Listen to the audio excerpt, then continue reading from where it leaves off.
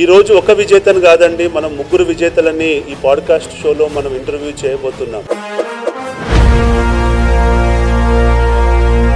ఈ రోజు ఏ పని చేయకుండా రోడ్ల మీద అడుక్కుంటున్న వాళ్ళని మనం చూస్తున్నాం.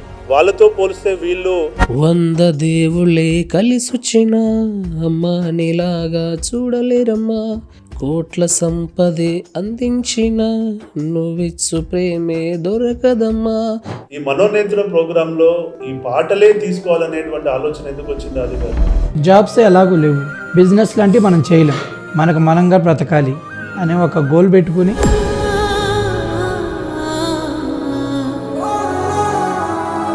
మేము పడిన ఇబ్బంది మా తర్వాత వాళ్ళు కూడా ఇబ్బంది పడొద్దు. మీరు ఒక మహిళగా ఇంత పోరాటం చేస్తూ భర్త వదిలేసినా కానీ వాళ్ళ ఫ్రెండ్స్ చెప్పిన మాటలు విని అలా కనీసం ఉండడానికి రెంట్ పే చేస్తామన్నా కానీ ఎవరు కూడా స్పందించకుండా, వాళ్ళు ఉంటే ఇల్లు ఖరాబ్ అవుతుందనో, అలాంటి సందర్భంలో ఈ సమాజంలో నుంచి దేవుడు మహమ్మద్ అలీ గారి రూపంలో వాళ్ళ జీవితాల్లోకి తీసుకురావడం.